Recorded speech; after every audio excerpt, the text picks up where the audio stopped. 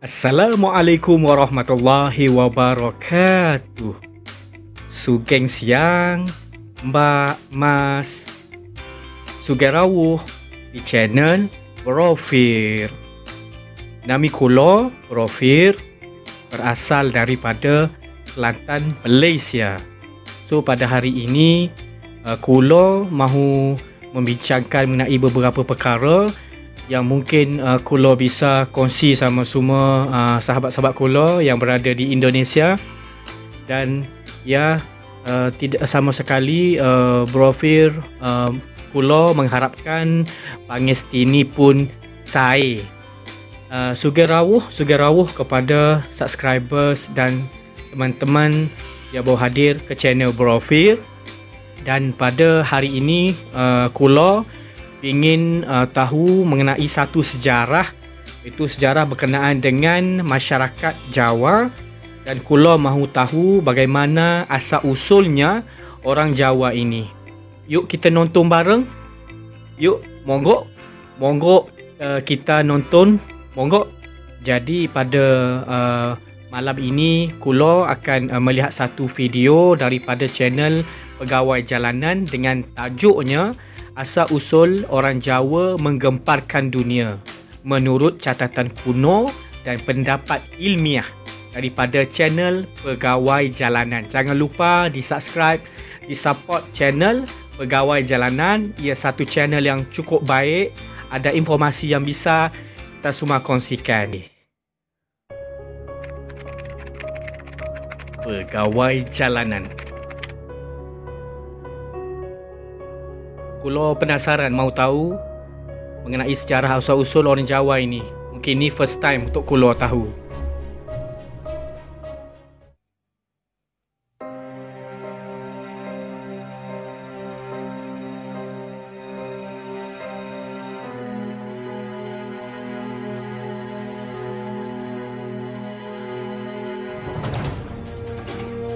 Sejarah asal-usul orang Jawa dan perkembangannya. Okey. Monggo.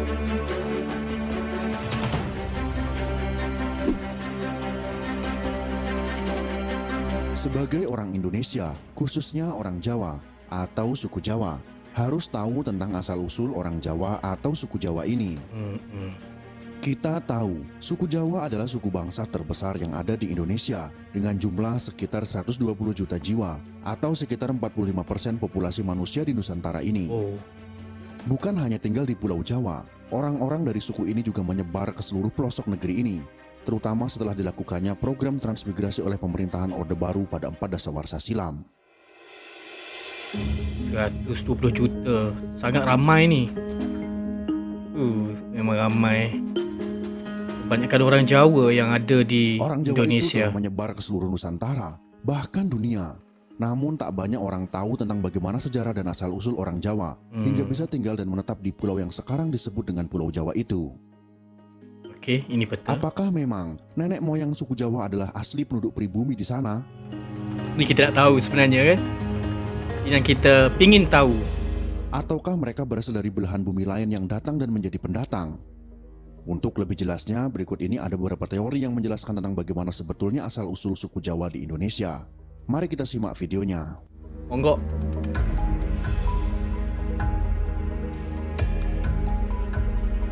Kita ingin tahu gimana. Menurut Babat Tanah Jawa,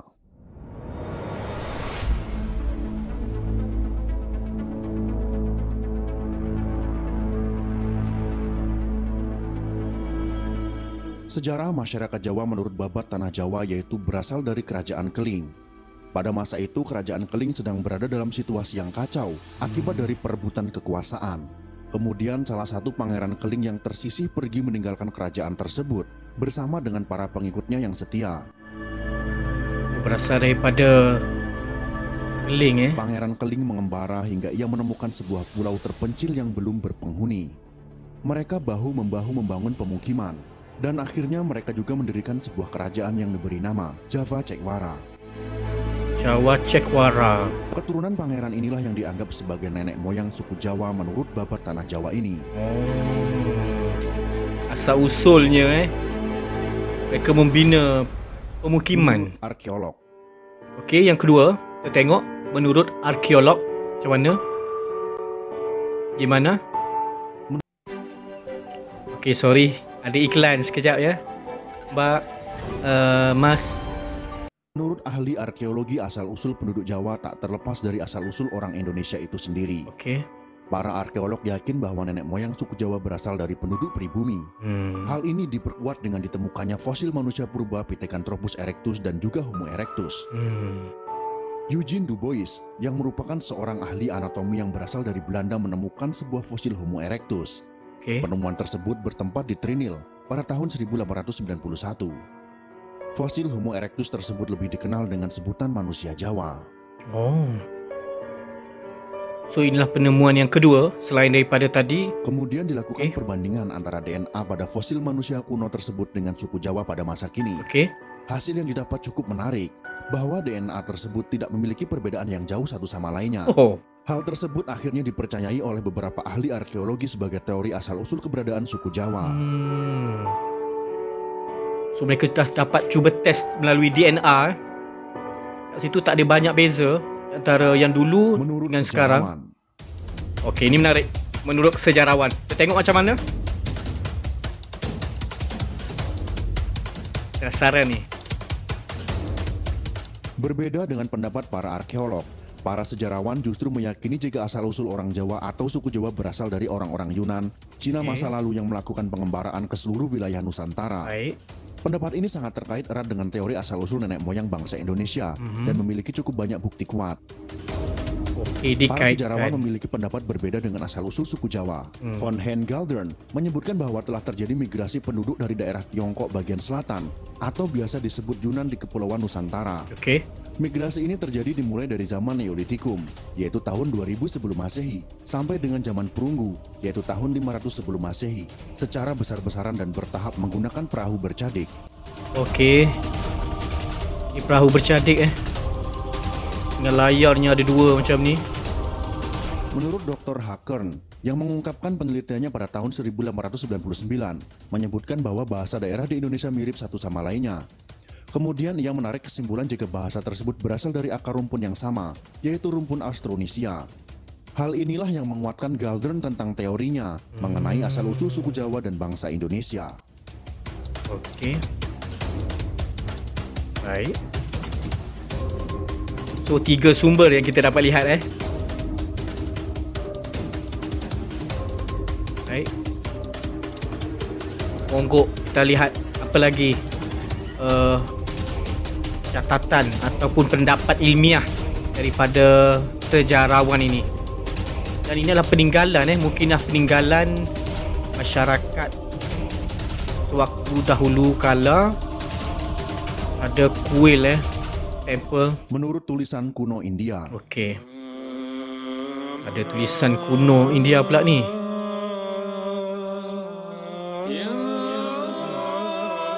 Bismillah.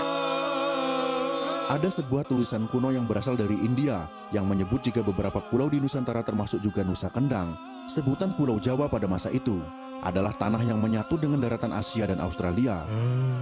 Pulau Jawa dan beberapa pulau lainnya kemudian terpisah oleh meningkatnya permukaan air laut dalam jangka waktu yang lama. Adapun dalam tulisan tersebut, disebutkan pula bahwa seorang pengembara yang bernama Aji Saka adalah orang yang pertama kali menginjakan kaki di daratan Jawa ini. Ia menetap di sana bersama beberapa orang pengawalnya dan menjadikan mereka sebagai nenek moyang orang dari suku Jawa. Ini pendapat daripada India catatan Menurut kuno. babat Jawa kuno, asal-usul nenek moyang suku Jawa juga disebutkan dalam babat kuno Tanah Jawa. Dalam babat Tanah Jawa ini diceritakan bahwa seorang pangeran dari kerajaan Keling bersama para pengikutnya yang tersisih akibat perebutan kekuasaan yang membuka lahan baru di sebuah pulau terpencil dan masih belum berpenghuni. Mereka hidup menetap dan berkoloni membentuk sebuah kerajaan baru di sana dan membangun peradabannya sendiri. Kerajaan tersebut pada masa selanjutnya dikenal dengan nama Java Cekwara. Jawa Cekwara. Jadi teori, ada beberapa teori ataupun pendapat sebenarnya. So, Menurut surat kuno Keraton Malang, ada surat kuno Keraton Malang. Kita tengok macam mana. Ini dah masuk yang kelima sejarah tentang asal-usul suku Jawa juga ditemukan dalam sebuah surat kuno dari Keraton Malang. Dalam surat itu disebutkan bahwa asal-usul orang Jawa dimulai ketika Raja Rum, raja dari Kesultanan Turki pada tahun 450 sebelum Masehi, mengirim rakyatnya untuk membuka lahan di pulau kekuasaannya yang masih belum berpenghuni. Para rakyat yang dikirim terbagi menjadi beberapa golongan ini, merasa sangat senang karena menemukan pulau yang sangat subur. Tanaman mudah hidup dan bahan pangan mudah ditemukan. Salah satu tanaman yang banyak tumbuh liar di pulau ini adalah tanaman jawi. Oleh orang yang datang, nama tanaman ini kemudian dijadikan nama pulau tersebut, yaitu Pulau Jawi. Pulau Jawi So, mungkin ditengok berdasarkan kepada tanaman So, kita ada 5-6 teori Perkembangan suku Jawa. Perkembangan suku Jawa. Okey, baik. Monggo. Perkembangan suku Jawa mulai terjadi signifikan ketika Kertanegara memerintah kerajaan Singosari pada akhir abad ke-13. Raja yang senang memperluas wilayahnya ini melakukan beberapa ekspedisi besar seperti misalnya ke Madura, Bali, Kalimantan, dan yang paling penting adalah ke Pulau Sumatera. Baik. Zaman dahulu mereka sering Akhirnya Singosari berhasil menguasai perdagangan di Selat Malaka menyusul kekalahan kerajaan Melayu. Dominasi kerajaan Singosari berhenti di tahun 1292 ketika terjadi pemberontakan oleh Jayakatwang yang berhasil mengakhiri hidup Kertanegara.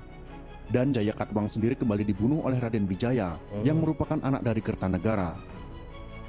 Nantinya Raden Wijaya akan mendirikan Majapahit, salah satu kerajaan yang terbesar di Nusantara pada masa itu. Memang kerajaan Majapahit mengalami banyak permasalahan tentang siapa yang menjadi penerus. Beberapa perang sipil terjadi dan membuat Majapahit kehilangan kekuasaan mereka sendiri. Ketika Majapahit mulai runtuh, Pulau Jawa juga mulai berubah dengan berkembangnya Islam. Keruntuhan Majapahit ini menjadi momentum bagi Kesultanan Demak untuk menjadi kerajaan yang paling kuat. Kesultanan Demak ini nantinya juga memainkan peran penting dalam menghalau kekuatan kolonial Portugis yang akan datang. Kesultanan Demak kemudian dilanjutkan oleh Kerajaan Pajang dan Kesultanan Mataram. Dan perubahan ini juga memaksa pusat kekuatan berpindah dari awalnya ada di pesisir Demak menuju Pajang di Blora. Dan akhirnya pindah lagi ke Mataram, tepatnya di kota gede yang ada di dekat Yogyakarta saat ini. Selain penyebaran suku Jawa melalui perluasan kerajaan, juga melalui penyebaran agama Islam. Selain di dalam negeri, suku Jawa juga muncul di Semenanjung Malaya sejak lama, mengikuti perkembangan Islam. Hubungan antara Malaka dan Jawa sendiri merupakan sebuah hal penting yang berperan besar dalam berkembangnya Islam di Indonesia karena banyak misionaris Islam yang dikirim dari Malaka ke beberapa daerah perdagangan di pantai utara Jawa. Migrasi-migrasi ini memperluas ruang lingkup yang harus ditelaah ketika para sejarawan menyelidiki jejak asal-usul suku Jawa dalam sejarah. So kita dapat lihat begitu banyak sekali faktor sebenarnya. Itulah beberapa teori tentang asal-usul suku Jawa di Indonesia dan perkembangannya. Teori manakah yang kalian yakini? Silakan tuliskan komentar Anda di kolom komentar. Semoga informasi ini bisa menambah wawasan kita semua. Betul.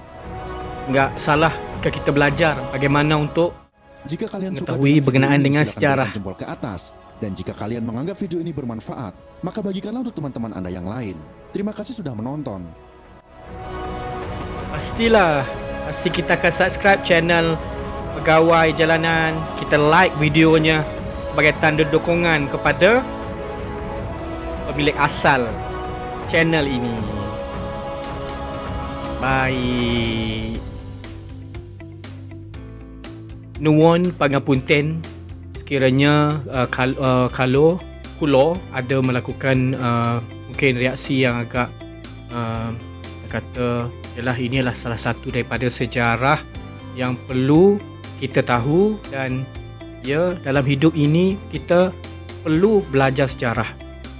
Matur nuwun kepada semua mbak mas yang sudi mendukung kulo, dan apa yang kulo dapat lihat daripada video sebentar tadi, kulo lihat bagaimana asal usul Jawa itu terbahagi kepada beberapa teori, dan ia bisa masuk akal jika kita lihat bagaimana dari awalnya katanya kewujudan kepemukiman Jawa itu bermula daripada penghijrahan atau pembukaan oleh Pangeran Keling, dan kita dapat lihat juga beberapa teori selain daripada kita dapat lihat arkeologi itu sendiri, bagaimana dia melihat tahun ataupun dari bila sewaktu ianya wujudnya kerajaan Jawa itu. Dan apa yang Kulo dapat lihat daripada video ini, faktor yang mungkin menggalakkan lagi golongan-golongan kumpulan Jawa pada waktu itu mungkin migrasi perdagangan di antara kerajaan Jawa itu, yang kita lihat begitu berkembang dengan begitu pesat sekali. Dan kita dapat bisa lihat juga ada beberapa teori bagaimana pulau itu makin lama makin mengecil. Walau bagaimanapun ini adalah sebahagian daripada edukasi yang kita harus tahu. Apa-apa pun, matur nuwun kepada semua, pada mas, mbak yang sudi mendukung Kulo. InsyaAllah kita hadir di video yang akan datang. Monggo nonton video-video yang ada di channel Brofir. Kita pasti akan dapat bertemu lagi di video akan datang. Dan nuwun pangapunten sekiranya Kulo ada melakukan atau menyebut perkara-perkara yang tidak betul, dan kepangih malih benjang. Kita jumpa di lain waktu. Bye bye.